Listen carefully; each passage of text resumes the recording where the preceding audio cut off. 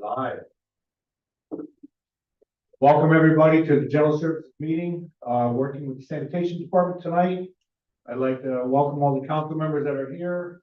I'll do a roll call and we'll go through our council members first, then we'll address our guests and speakers. Council member Figueroa is not here.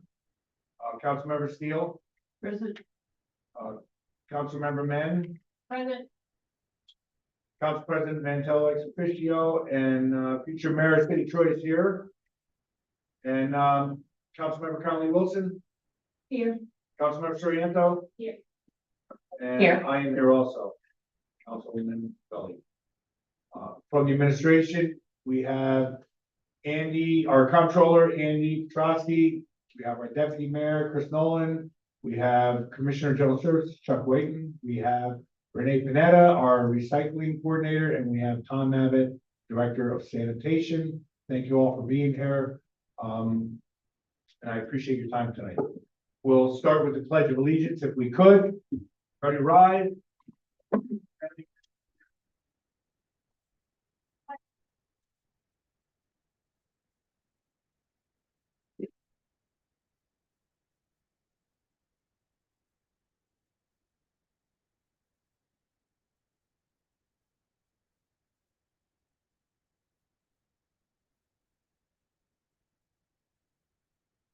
'I seem to have forgotten, so I think we can go forward. We'll start with Andy. Andy, why don't you start the ball rolling here, buddy? Page 178. Revenues and the garbage.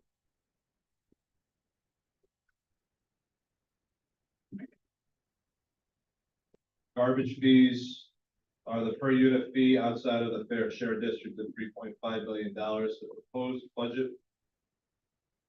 Proposed garbage fee for 2024 is $254 a unit, $2 increase from 2023. Garbage violations, despite what you've seen in 2022, I did keep them the same at $335,000, keeping in mind that we have 3 LPOs and we're still working through some revenue recognition between violations and bulk pickup. I do think $335,000 total for violations, including the a la carte fees associated with them, is a good number for 2024. Bulk pickup, a decrease of $70,000. That is reflective of the billings that we have seen this year. Spent a lot of time looking at different reasoning for that and talking with the supervisor, Tom Abbott. There seems to have been a decrease in the call-ins for bulk pickup, which is reflective now of what we're seeing this year and the estimate for 2024. Commercial pickup about. Council President. Thanks, Andy. So where are we? I've got time to look at the third quarter. I have not. Where are we? I'm not finished third quarter. I'm still trying to get it done and out. I thought you I were. did second quarter, third quarter, hopefully by the end of the week. Okay. Can you tell us where we are, please? Thanks.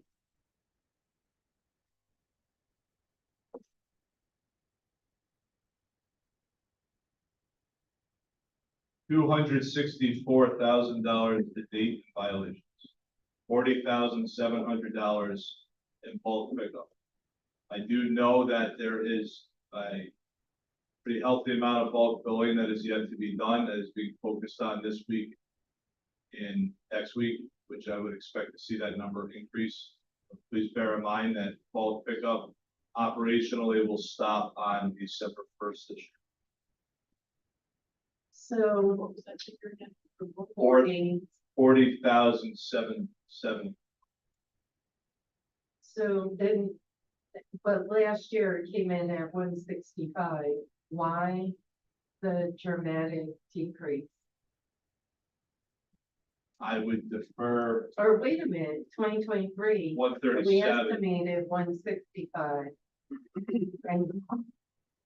And you're saying we're only at 40,000, so are you saying we're 120 days short? I am. In my conversations, it's based on a decrease in call-ins. And 137 is accurate of 2022, Oh, yes. yeah, wow. Good.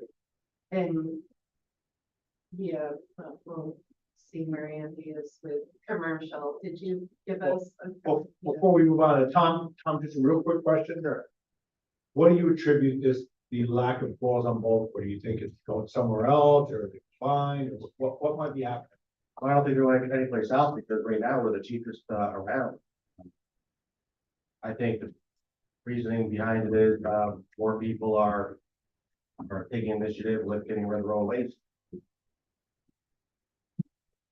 Call-ins are down. They've been down for a few months actually.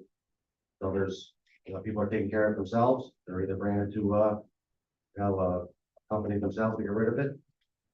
Or could they be putting it in an alley, and not calling us and just waiting for us to pick it up? That's There's a lot of happened. new people coming in, so. That has happened. The LPOs are out there. We've collected some evidence on, what kind of materials out there as long as we can get some. There is some evidence of illegal dumping going on. The LPOs are on top of that the best they can. Yeah, but as far as the call-ins, I can tell you just from what I see in the numbers that go out every day. Call-in feature at Public Works, that's down. I'd say we probably get 10 call-ins a day right now. And violations should be, they're down too, but right now the violations are higher than call-ins.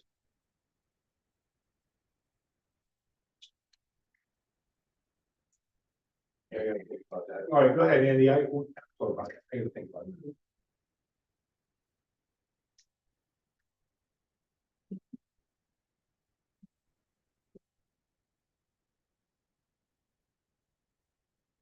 You did say violations right now are higher than the call-in for bulk. Violations are also down, but they're higher Yeah. than the bulk call-ins. Yeah, please pass that mic. I wish we had more mics, but we're on the Right, right so they're- budget, so yeah. The violations are not, and if this happened again, this happened, this about the same time last year. It's the season. A lot of people are, putting their summer stuff away, or else, their summer stuff away and getting ready for winter. So they're kind of hunkering down. Same thing happened last year. We had a slight cutback about this time of year in both the same call-in at Public Works and the violation. So this is a trend. Nothing new that I see. I don't necessarily know about the $70,000 number. That's Andy's area. The $40,000. I think the revenue should be a lot higher. I'm hoping that the work that's coming into Andy's office will show that. It would have nothing to do with interruptions in, it would have nothing to do with interruptions in getting the phone calls. Nothing in the system that maybe all the calls aren't getting through, or they're not being picked up, because it just seems like a big variance. Not, if it was little, that's one thing. You're talking $70,000 in difference. I would hope that the calls are being picked up. I can't really say that all the calls are going through. I know Joanne does handle that as dispatcher. All right. That's great. Chair? Council President. Yeah. We don't have to take 40, we don't know what. Well, the numbers in the third quarter are gonna be, Right. He already gave I mean, keep in mind, I got some October numbers in here. I'm not trying to make light of this, like we're updating, that's what's been delayed. We're Yeah. trying to get the ledger up to date. I'm trying to word this, I don't want to, because I don't want to make it seem like I'm accusing anyone of anything. What I will say is that once bulk stops on December 1st, we talked about it again today. There needs to be a conversation about, at best, closing that internal control loophole. Right now, that there's no record that you go from when there's a call in to when it's billed. That process to make sure that the controls are there, and I'm not by any means making any accusation. It's an internal control loophole that needs to be closed to ensure that if you call it in, it's being billed. Because right now there's the level of comfort that's there to ensure that that's happening is not adequate. So by closing that loophole, do revenues increase? That's to be seen, but that is something that needs to be reevaluated in the winter before bulk gets turned back on next. Can I ask one question? And you said a date for December first. But just for what? What if we get no snow until January, February? I mean, why do we pick a date? And because then there's 3-4 weeks that you might have to keep the city cleaner than leave it there from December first until April or May when you pick up the service again. Just, I would think that you try to run until you have a storm that says, hey, okay, that's it. You know, I just can't see why we put an end date on something when Mother Nature's in control, and especially when it comes to the built to the city. So I think the concern is that once the storm hits, or if you get any snow, then you have bulk materials out on the sidewalks. We run into the same issue with outdoor dining. We end outdoor dining at the end of October. We would love to continue it, but, you know, we can't rush out, you know, not knowing when the snowstorm is going to be to remove all the concrete barriers. So the December 1st date that we've been going with, you know, the new administration can certainly take a look at that, but I mean, based on our staffing levels currently, I want to stay with December 1st. Sure. After December first, I mean, if there is a mess, we're gonna go get it, right? It's not as though we're shutting it down, it's just the call, and I agree, right? But the LPOs will still be working to identify, disasters in the city, get it picked up. Yes. All right, good, okay. Sure. Councilperson Men. And Tom, correct me if I'm wrong, but part of my understanding is the hydraulics in the claw also are temperature sensitive. Well, that's true. That only takes a few minutes at the garage. Yeah. To warm it up, and then they'll warm up and back out the door. Gotcha. That happens a lot, especially in the older equipment, the newer trucks. Don't really have that problem. Yeah. So that's, as far as the equipment being down, that really hasn't been too big a deal on our end right now. So what's gonna happen is when the bulk fallen feature is shut down, the LPOs will still continue to write violations. So the trucks will still have to run to go out and get that material. So it's not like we just shut down completely. You know, but we're able to sort of man different vehicles, you know, as per the weather. And then maybe shut down bulk for the day and then catch up on it after a snowstorm, you know, we'll be cleaned up. And then if people are taking stuff down to the transfer station directly, that's just that revenue is going straight to the county. Absolutely. Because I know, like, me personally, rather than calling for bulk pickup, we just started running stuff straight to the transfer station because you have fewer upset neighbors and, you know, and then like the billing cycle doesn't take as long. Well, that's true, but also you're kind of defeating the purpose of yourself, because that's $85 a ton that you, as a resident, will have to pay for as a customer. As opposed to the city of Troy collecting it for a per item price, Right. which is a lot cheaper. And our price on mattresses, because I think they're at 94, Yeah, 96. a piece. Yeah. And we charge something comparable. I think it's $15 a mattress, but we also There's also per yard, depends on what the material is, and it depends on if they're a homeowner or not. Grab that, Mike, because mattresses are a thing. Well, it also depends on the tonnage. Yeah. Because I could bring it down a ton of mattresses for the same price. Yeah. You know, as opposed to one mattress for $94. Yeah, Renee, just because I know a lot of people watch, and the mattresses are something that, you know, comes up a lot, especially with the alleys. Right, so the mattresses for us are part of a per ton, and we get fractional amounts of the ton pricing. Whereas for a resident, I believe that the least they will get charged is for a half a ton. And so it's when at least from the 90 or the $45 to $50 range and up from there. So even if it's only one mattress, look at that price. I think one thing that might be, in communicating with, like using the landlord registry, communicating with landlords, like doing a mailer out to them or, some kind of targeted marketing, because you do such a good job with recycling news and that is pointing out that, because I thought it was cheaper for me to take it to the transfer station and spend a lot of money going to the transfer station. A lot. And, I think part of pushing that information out so that people recognize that bulk service is a better value. Because, a lot of multifamilies, beginning of the month, it's mattress season. And, if you know that you call the city, it's actually better value than the $96 per mattress. If money going straight to the county.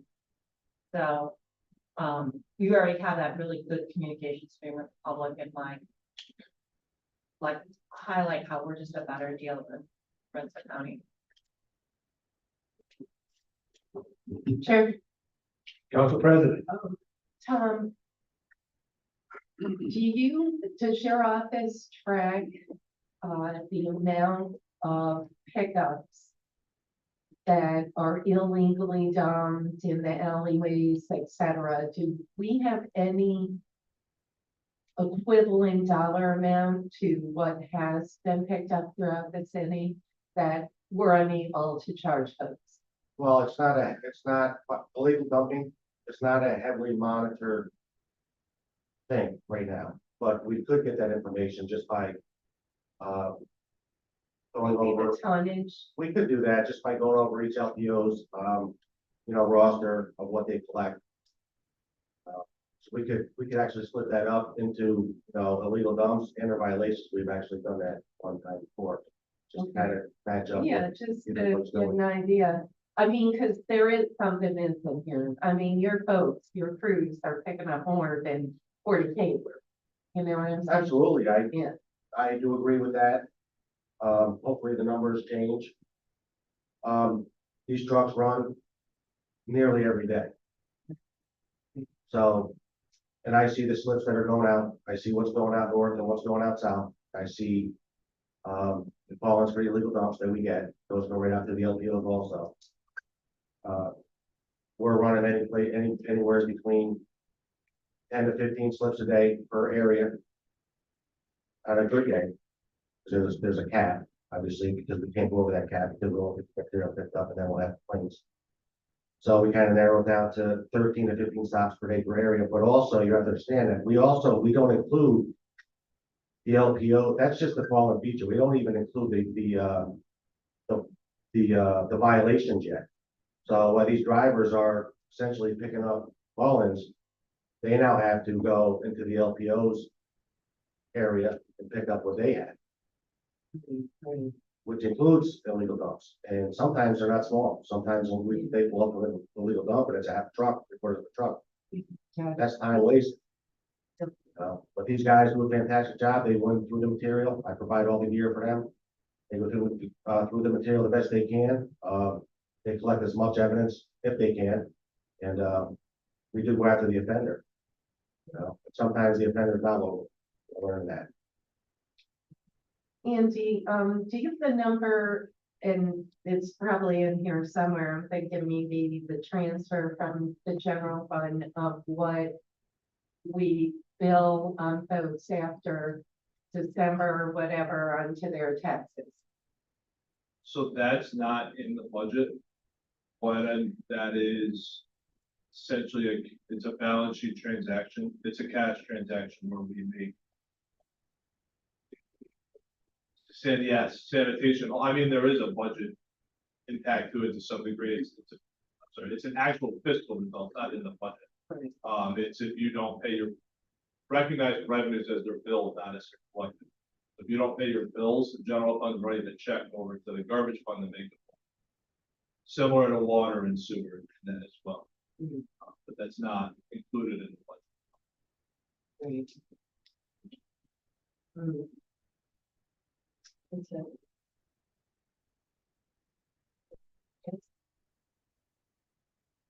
So you pay for the people, they send a check that goes back to our general fund to recoup our general fund. When they pay it afterwards, You could think of it in that way, yes. I'd like to. Thanks. I mean, most I'll say most re-levies get paid. Yeah. The general fund is out cash until it's paid. So, Councilmember Sringento. Is the only, you know, when someone is requesting a bulk pickup, is it only by phone? Or is there, can they actually do it online to request the bulk pickup? Because I'm thinking if not, that might be an option that we want to explore, just to kind of boost that revenue. I don't think right now we're set up to do any online requests, Okay, so it's only through phone so all through phone or email, right? or email, email. But again, even if I get an email, I refer it personally myself, if I get an email or any questions about a bulk collection, I refer it to the phone number. That way everything funnels through one department and comes out in the right end of things. So we're kind of able to clock that. You know, there's been some people that had say, you know, is it possible that I could schedule something with you? Absolutely not. Here's the phone number. Let's do it the right way. Chair? Councilmember Kenny Wilson.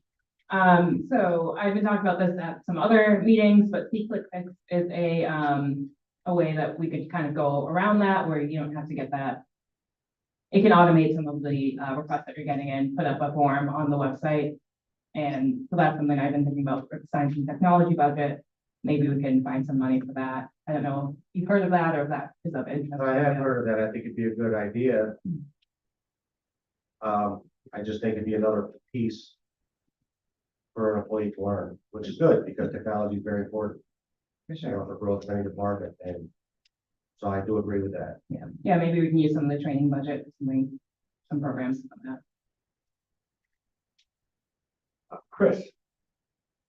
Don't we have an online program set up already that we have for complaints and, you know, we have them for potholes, we have for, can't we just add in that a piece to that, or? We can have forms on the website, but it doesn't allow for a billing component, and it also doesn't allow for you to keep track of if the issues have been addressed or not. So yes, we do have potholes, but those emails go to. I'm saying you can't add somebody straight, call them bulk and we'll go right to that department. I think it would be better. I mean, I think the C-Click Fix option is probably the better way to go from a management, from the employee aspect of trying to manage all the requests that. Appreciate that. So, you say you referred to the phone number. Who's on the other end of that phone number? I didn't hear you. You said when somebody calls in bulk, you send it to the phone number for bulk. Who answers that? Oh, Joe, that phone number goes to our dispatcher at Public Works, Joanne. Joanne. So she gets all the calls. She gets all the calls. Everything's deferred right to Public Works. She's a dispatcher. Every call goes to her. And every morning when we went to the office, essentially to get everything unlocked and open, which is pretty early, we grab the north and south slips. You know, we'll go out and delegate them. Go through them and delegate them, figure out who's going to be going north and who's going to be going south, and or who's going to be going out at all. And then the trucks go out after that one particular slip is performed. That driver signs the slip, truck dates it onto the next one. At the end of their day, all those slips go back to Joanne. They go back to Joanne, they go into a file that she holds until Thursday. On Thursday, they all go down to City Hall. Does she match them to the calls, make sure nothing was missed?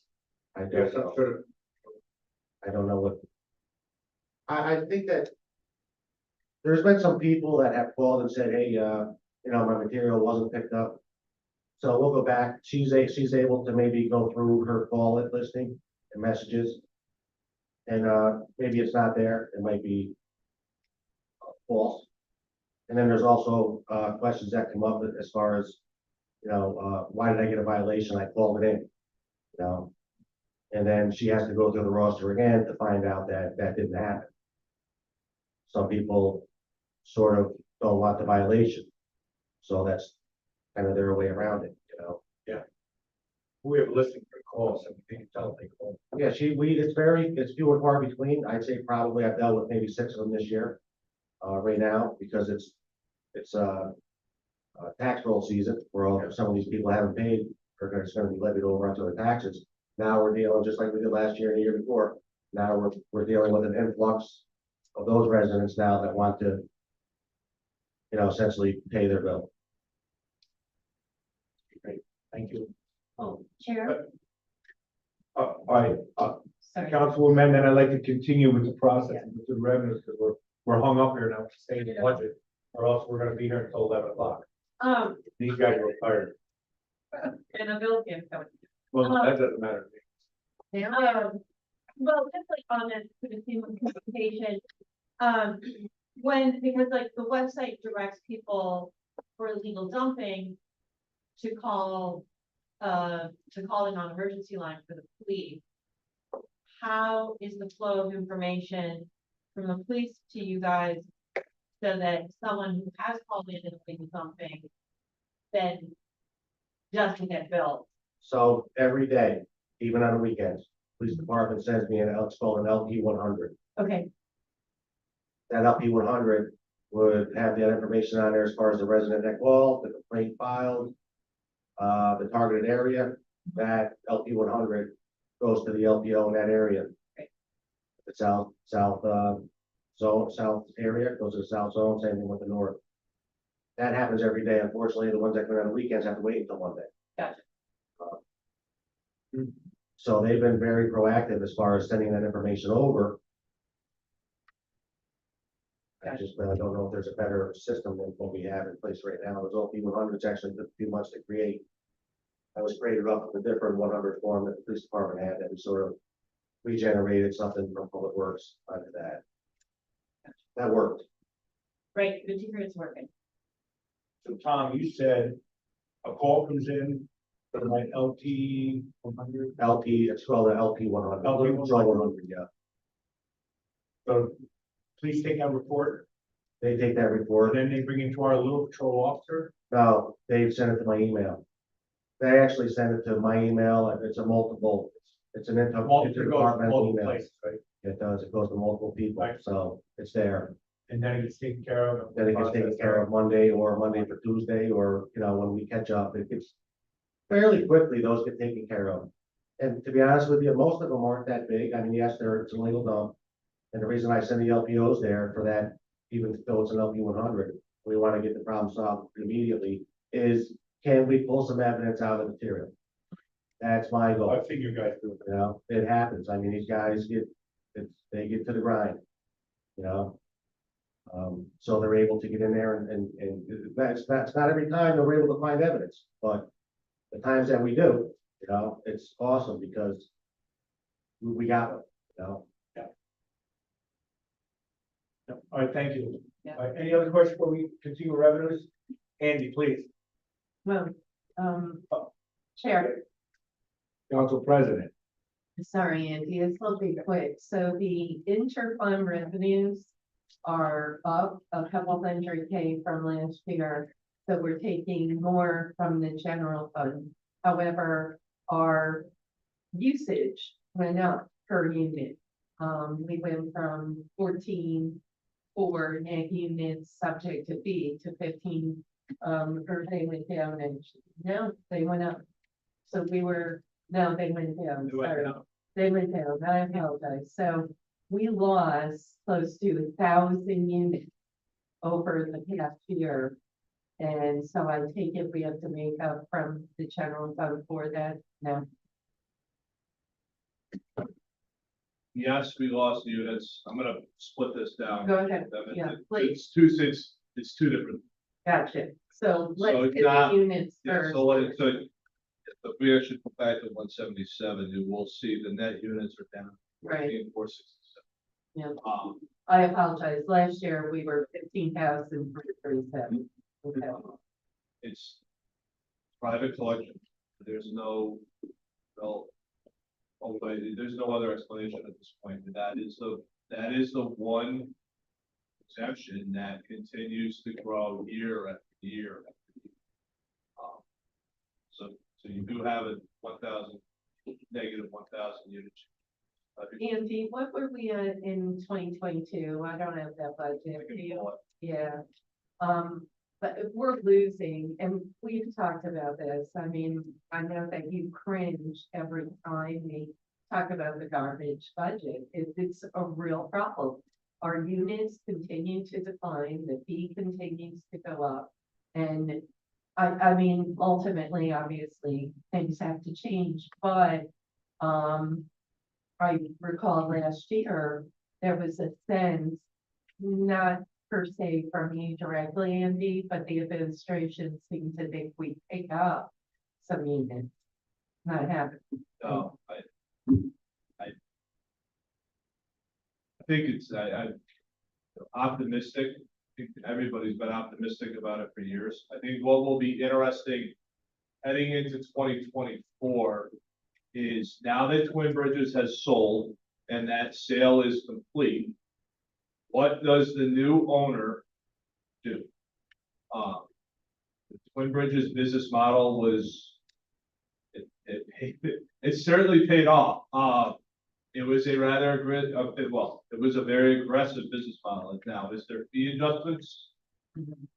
I think that, and I don't know this, I think that's speculative at this point. But if there are fee adjustments, will residents come back to the city? That remains the hope.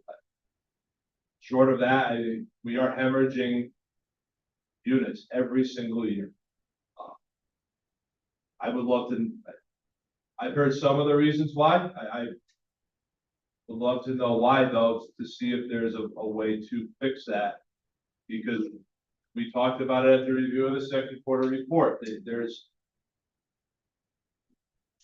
the long-term viability of the fund is a concern, a major concern at this. Fund balance will be gone. I would imagine that there will be no more fund balance at the end of the season. Yep. Chair, Councilmember May. Just related to that, and Tom, maybe this is a great question for you. We have the number of units who can use City of Troy trash service at 4 or 3 per units per building. It's 4.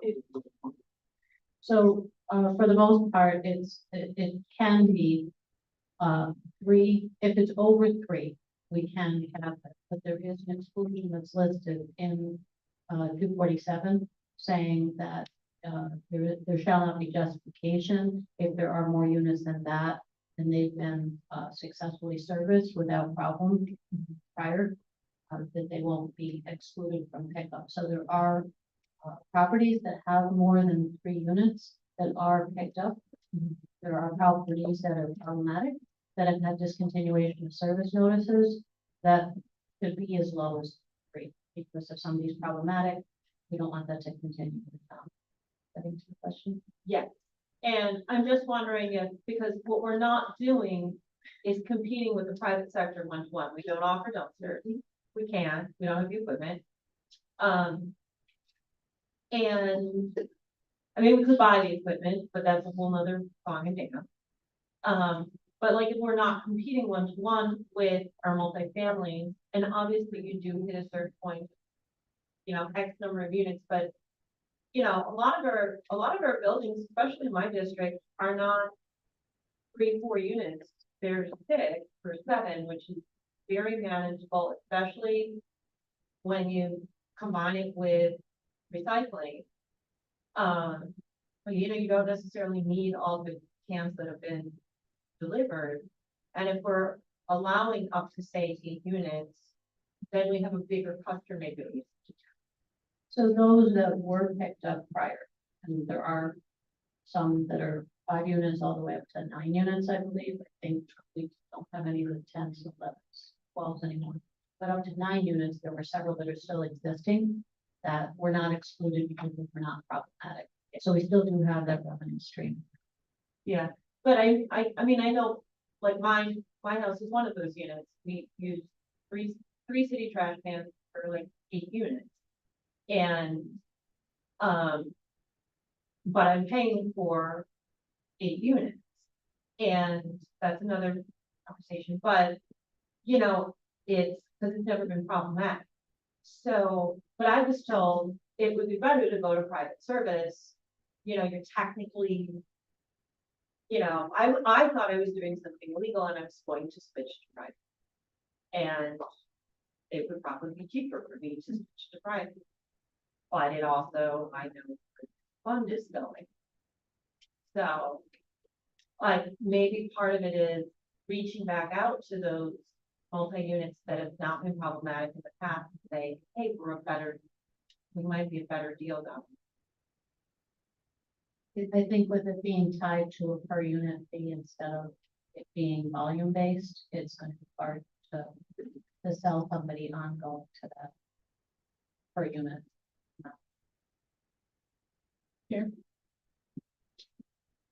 Councilmember Conley Wilson. Andy, for the, exemptions, does that also include the STAR program or is that somewhere else? That includes the STAR program. However, if this gets to the second part of the question. This year, the general fund is paying the garbage fund for the enhanced STAR exemption, which is the reason for the increase in the interfund transfer. So your interfund transfer for 2024's budget from the general fund to the garbage fund is the cost of Department 8170 plus 254 times the number of enhanced STAR units. We have that number by chance? $1,507. Sure.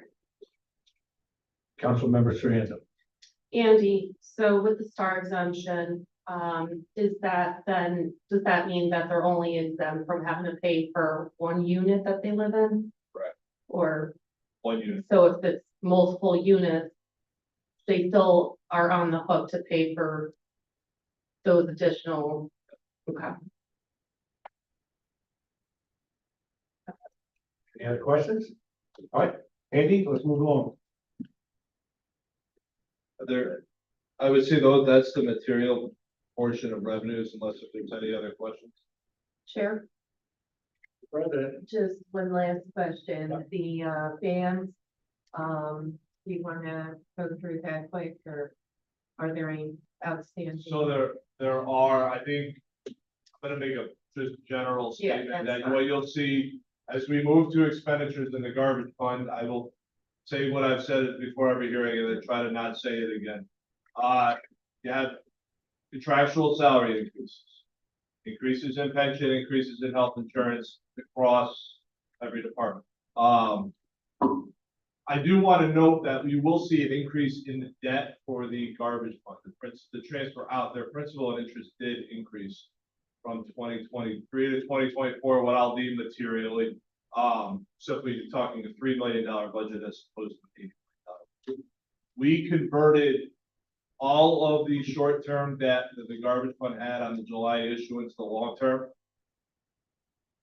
So the debt went up, but what I will say is the debt went up lesser than what it would have went up if we renewed it for 1-year notes. So we got it out to long-term, which is why you're seeing the debt go up in the garbage fund. There are still some bond anticipation notes outstanding on it. Those are all on the January issuance and should be converted to long-term in January, assuming that the rate curve stays inverted. Or I would make the argument if they're near each other, put it up.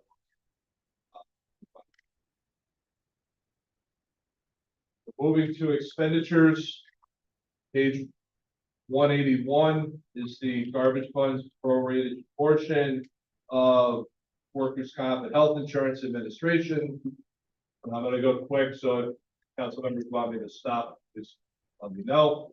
183 is insurance, the garbage fund percentage of liability insurance. There is a contingency of 65,000 change for 2024. That's the same as it was for 2023. And moving to page 187, residential pickup 8160. And what you'll see also throughout the garbage fund is that we kept a lot of the fixed accounts, so your non-personnel benefits and debt accounts, consistent from year to year. So saying that temporary salaries, we kept the same. Overtime, we did increase slightly. Moving through, the decrease in other materials and supplies from $40,000 to $15,000 is from, that used to be the account that we bought garbage cans from. So have garbage cans on hand, so that appropriation was decreased. Council President.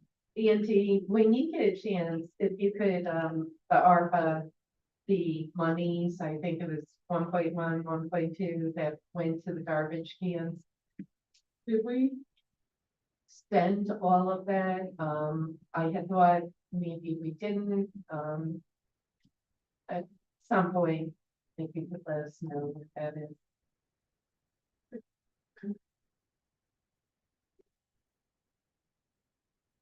For some reason, I didn't think we spent it all, but I could be wrong.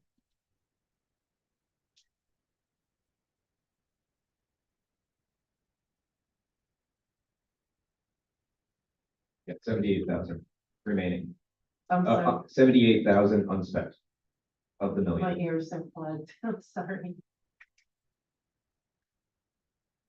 Thank you. The rest of the fund, I will say, is status quo from the prior year. Chair, Council President. the tipping fees. When does that contract expire, Andy? I believe it's currently, Extended for 2 years. It would have expired this year, and then there's a 2-year temporary extension on it, and then it's to be determined for the next extension. Dylan was having conversations with them, and they did a 2-year extension. We wanted to give flexibility, to the next administration, with their negotiations with county lights. Andy, where are we on expenses to be on that?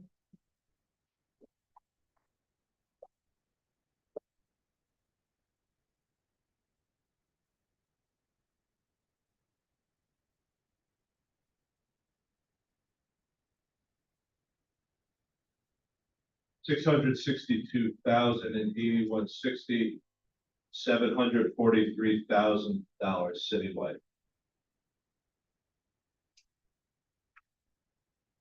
Oh, 29,600 in residential, 50,500, and bulk 743,000. So you think we're about comparable to So last what- year? Yes, so what I did was I pulled the monthly tip fees, I think I looked at it 2 years. And then averaged out the tonnage that we've seen and ran it through next year's tip fee rate. Is what I did to come up with the tip fees in 81.60, 70, and 75. And then Tom, then your number would be valuable, obviously, because then we can at least find out what you're picking up, through the only, just random dumping, et cetera,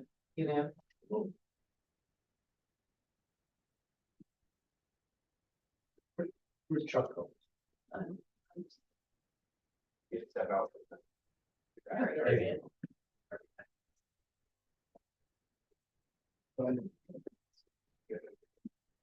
Hey Chuck, I know that it was last year, or I think it was last, we purchased some portable cameras, spot cameras to put up in locations where we're having problems with bulk dumping. Have we had any success with those cameras? How many do we have, and have we had any success? Actually, we are looking at different cameras. Those cameras did not give us what we needed. Quite honestly, no, it was a trial and error. We tried it. It didn't work. The service wasn't there. The clarity wasn't there. So we're looking at other cameras. So those cameras might be used for more closer location type things, and you might sell them more expensive. That is correct. We've been having conversations with different vendors, not only just for legal dumping, but for our facilities as well. Do we have internally a list, the dump spots, how many times they're getting hit? Like how many times they're reported at being picked up from? And will that be part of your list you can get us for the? I could definitely give you that. It's, I'll be honest with you, it's normally the same spots. Spots that we recently posted, That's the point of. no illegal dumping, $750 fine. Yeah. I can go over some key spots with you right now. These are just, they're staying No, I low. want you to mention them Yeah. we'll talk about that another time. These are just random, they're. These are just every spot, that every once in a while, it comes up, and it's always, don't get me wrong, sometimes we get something that's sort of off the beat path, but a lot of times it's just a couple spots in the same area, we just don't know it. Well, I know one area that you were gonna mention, all I can say is I think just a simple set of guardrails could cut up those 3 spots we get hit every week. Which probably the guardrails are less expensive than the labor hours we spend. Yeah. And fuel we spend, go up there back and forth every week for the same spot. Well, there's also the fear that if somebody throws over those guardrails, now we have to have a whole process to get. Well, we're talking about a beer, bags of garbage, bulk, crap, throwing for paint cans. Yeah. I'll take the beer bottle. I will. All right, so anyways, I just want to find that out. I appreciate any information moving forward on that when you get it, Chuck, with where you're looking. All right, anybody else? Let's move on. 8170, page 192.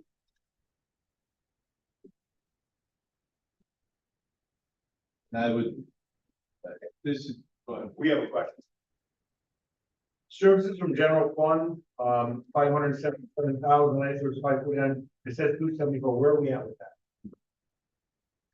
What's the number to date? 75% of, we book it, that's the amount that's paid, so we divide it by 12, and but it's on the books every month, yeah. Okay, I agree, thank you, John. You take it. So, page 192, unless if there are questions, the general fund pays for this account, and there's not, I would say there's not much material change from 2023 to 2020. Sure, Council President or me. Council President? Tom, where are we in terms of employees? How many vacancies? How many, potential next year? Do you see potential retirements, et cetera? As of today, I have a full department, staff, drivers, laborers, heavy equipment operators. December 14th, we have a 35-year veteran of the department. He's gonna be retiring, so I'll be looking to fill that spot rather quickly. That's where we're at. Your account clerk, is that vacant or filled? Here it said, here it shows vacant. That is filled. We filled that 3 weeks ago.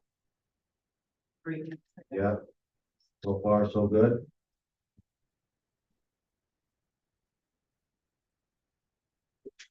No vacancies.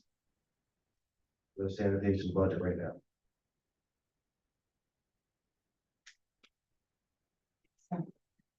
Hey, Andy. Rock it out. Any other questions on 8170? 8175, page 195. Again, the increase is contractual. Sure, Council President. sorry. Back to 8170, the municipal. I went through the residential, but the municipal, Andy, where are we on tipping fees today? And I see, Tom, that you want to cut your overtime in half. Is there a reason for that? Well, I think we talked about that when we did the increase in the residential. So tip fees to date, just under 30,000, 29,700. Overtime was dialed back from 90 to 45 based off what we've seen historically in the department, whereas last year it was at 17,600. Year to date this year, it's at 14,000. in the tipping fees 409? Or were you looking at 0084? So I would, the 29,700 was the 405.76. Year-to-date consultant services, Oh, 409 regular is at 39,000. 409.84 is at 35, and nothing spent to date. I believe that there's invoices pending for the 409 line that relate to the household hazardous waste day and other events that were held this year.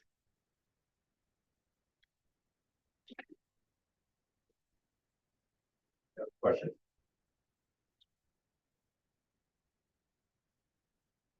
so do you see 409 maybe? Or do you see it checking out? the I see it last quarter? increasing in the fourth quarter. Okay. Okay. Thank you.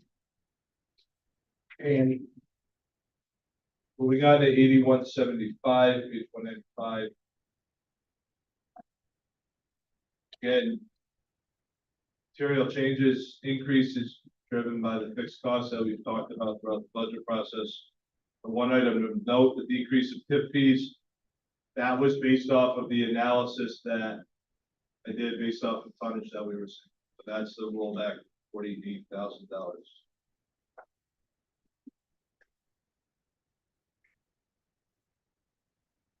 We are at 29,700 year to date. Or no,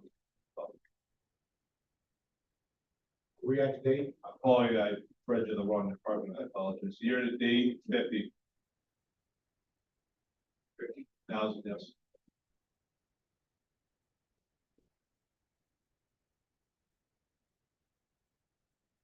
Anything be below that for a full year after you What the analysis check show, the numbers, right? Consultant services drop. 48. that's the composting program that had a grant. Historically, the grant has expired. So they leave the budgetary appropriation of 22,500 is an appropriation of for something related to composting next year. To maintain some level of the program. It's also, so it also leaves funding potentially. It also provides the match for a grant that has been applied for through USDA for the continuation of the composting program. So it serves two purposes as well. We don't have a verification on if you got the grant yet.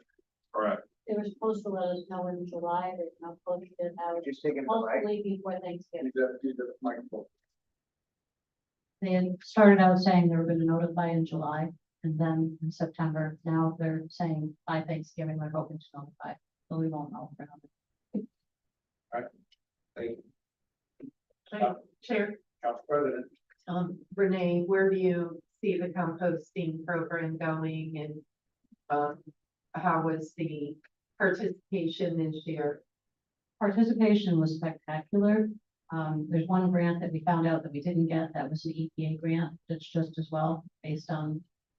Anyway, it was just as well we didn't get that one. The USDA one we're still hoping for.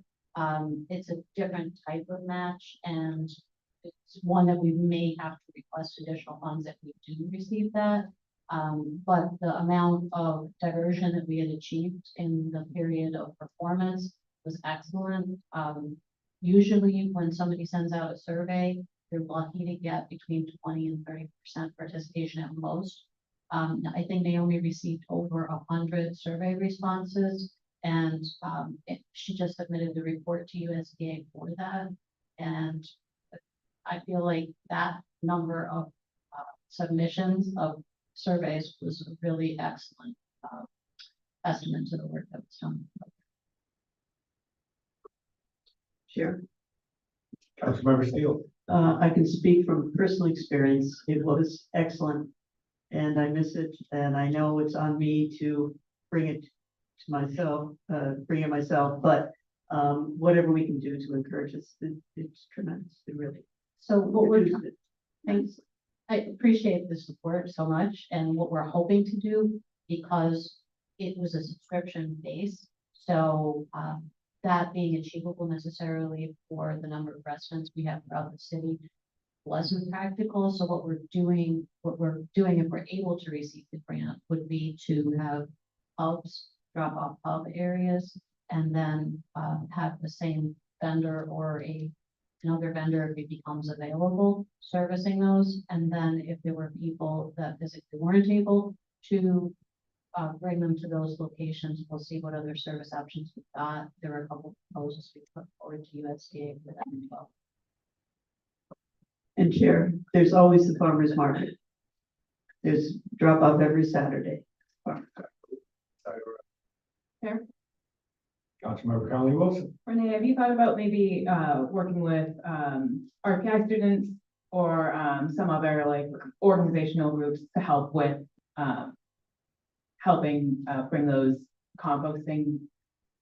bringing them to the composting hub? Sorry, I'm struggling. With USDA, we had to have something that was more concrete and it being more, because we had discussed the opportunity of it being volunteer-based, tying into organizations. And what they were requiring was really specific. And so we didn't see a way for us to prove that that was sustainable and maintainable. So we didn't opt for that. We have had some conversations with RPI students. The issue that we're running into with that as well is the longevity of it. Once the students graduate, you then have to replace them. And so what we're looking for is continuity, so we're not constantly replacing one program with another, and to have something that is citywide instead of a pilot, so more able to serve the rest. Gotcha. Yeah, I'm just thinking some of the Greek organizations have philanthropy and volunteer requirements, so that's kind of an ongoing thing. But yeah, I'm very excited that the composting program went well. I hope we can continue to fund it. I think it's really important because otherwise we're not going to be able to afford our trash. Okay, Andy. Sorry, Oh, Chair. Council President. I know Renee, you and I had talked, and Tom, what's going on Hale Street, the whole project there. If you could just tell the council the project on Hale Street with the overflow and the debris, what's going on 2D and where are we going with that? So what we have going on up there currently is as much of the heavier wooded materials are going up there as possible. It was recommended by a local arborist that we have those materials in the city rather than having to pay for them to be sent elsewhere, because especially at the edge of Posting Hill Gorge, there's quite an amount of ocean. And so the idea is to build the soil back up, and by having it naturally decompose there, we're allowed with DEC without permitting, as long as it's, I think it's 100 or 125 feet away from closest water body, which it is, to be using it as what's called a stump lot. And so we have plenty of space that's along there. There are a number of different projects that we're looking into, currently have been discussing for a second time with Questar. They're interested in collaborating with us to potentially do some MEO heavy training there, which was supported by the union. So that's something that hopefully with any luck in the next year or two, we'll see happen there as well. That was my big question, how long it would take, because I know we spoke back in April. And I mean, the piles are getting huge. So what's the game plan? I mean, are you just going to keep piling it, or are you condensing it? I guess, it's not my forte. I just keep piles. So maybe Tom. Well, it's a multi-departmental usage area, so there's sanitation, there's streets, parks and rec. There's multiple departments that are dropping material off up there at that location, so. We actually, I don't know if you've been up there in the last 2 weeks, but we switched locations from the back area where we started to the process to more of 3/4 of the way in and back by the hill, by. Oh, so it's pushed back a little Yeah, more so- even. Yeah, so yes, that's where you're talking about, it was a little sloppy back there, Yeah. but- only because there was so much material that was being dropped off, per day, that it was just tough to even set a bucket up there, you know, pretty consistently. So we were sending a bucket up there, at least every week and a half, you know. Aside from the fact that it's out of the area, it's sort of away from things. So to try to negotiate the bucket down the Alamo for services, you know, Public Works for services and the stump lot was sort of, we had to kind of work it into our system. So that area has been moved. So the process is, just real brief, it's called berm, where you want to create that material and then also put soil on top of it. Over a year's time, that material will dry, rot, and break down. And it's just a continual process. And my thought was, because it was 3+ acres there, that this was a long-term area that we could use for material that used to cost the city money. Right, the brush and the trees and things like that, that went into the waste stream, where I was paying for that. So along with the leaves, to kind of find its way out of the waste stream, the waste cycle. And also to decrease the revenue aspect of it, right? Just like we do with bag leaves. I thought it was just a good way to separate that material out. And it doesn't cost for a little bit of labor, you know, for an department to get it out of the area and at a low cost. So that's the reality of it. Is the burn part of it is what we should be working on now. Thank you. Is it, I know we had talked about gates or something. Are you finding people are dumping back there? No, we actually never have found any illegal dumping back there Okay. at all, so it's been pretty decent. You know, a couple trucks that maybe went out and picked up some bulk waste, right, real minimal, that had gone to requested to go pick up a pile of brush while the material may be at the bottom. You know, or sometimes in winter time, material might get stuck to the bottom of the bucket area, the dump, I'm sorry. So that would kind of come out with the brush at that time. Might be nighttime, these guys don't see it, but it's been so minimal. Also myself, I do send up laborers up there to kind of collect the litter, before we actually start to reload a certain area after it's been pushed back. But as far as illegal dumping, it's been good. We've had no problems up there at all, so that's a good thing. And we can't, accept dredged spoils up there, right? What's that? Dredged spoils. No, that's actually has to go to a different area because of what creates that material. That has to go up to, well, the landfill area, which there's plenty of room there for that. So that's another area that's kind of ongoing that you could use for years to come. It's just like this dump lot, just for material that's raw that really doesn't cost the city anything. Right. But to haul it there. Makes sense. There's also a different type of permitting that's required for that, and it has to have organic materials mixed, so that's something that needs to be.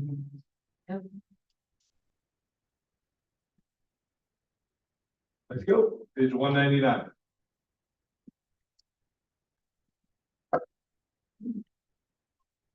Again, material changes come from the fixed costs. So unless if there are any other questions.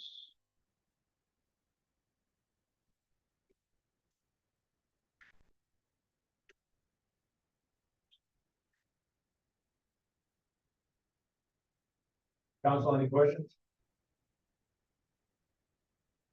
Then the only real workers' comp is that's an estimation off prior year's expenditures. And then the last account is the transfer to the debt service fund, which I noted earlier is driven by the increase there is driven by the conversion of long-term debt.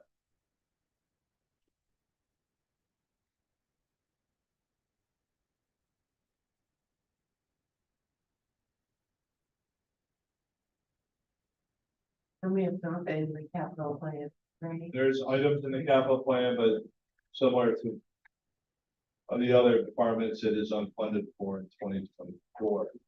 That was that. Oh, yeah, the equipment. Equipment that's on page 269. So there's an rear loaded garbage truck, an automated garbage truck, and a pickup truck for $725,000.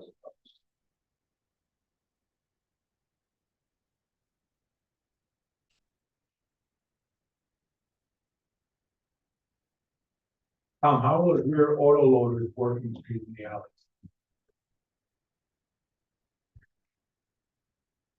Those are the best investment this department's had in a long time.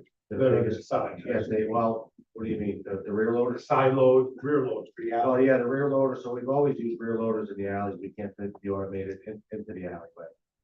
So I looked at a lot of different trucks, a lot of equipment that were automated, right, the automated trucks. As we rolled into this black barrel system to see if we could even fit those into the alleyways. I just found that the rear loader right now works so much better. Into the alleyways, in the residential area, yes, we still have to use rear loaders and also the automated truck, but. We went with we went with 225 yarders this time, very, very good investment. I'd love to get 2 more. We'll talk about that down the road, I guess. You know, but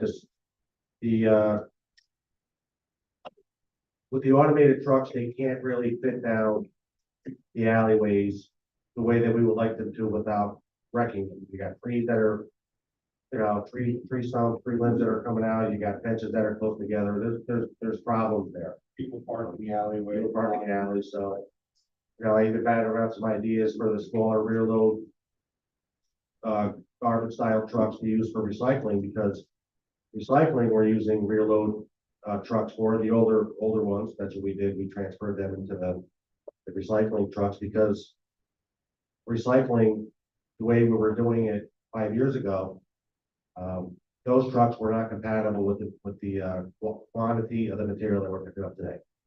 So it's so much easier to use rear loaders. So I just kind of batted around some ideas, looking at some different equipment, you know, with some different vendors. I'd love to talk to you more about that in the future. But those trucks are working out fantastic so far.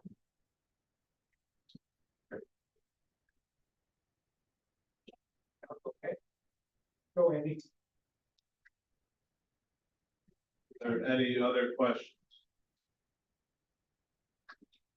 No.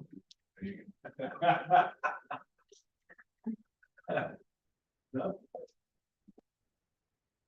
Okay, Renee handling her own department, recycling? We did recycling? We did? Oh, I got a question. All the raising are contractual?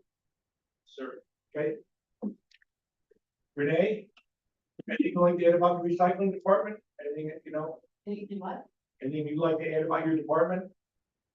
Great to grow it someday. It What's that? probably, it would be great to grow it someday. 2024 is probably not the year, but, there's a lot we'd like to do Why and, not? Why is 2024 not the year?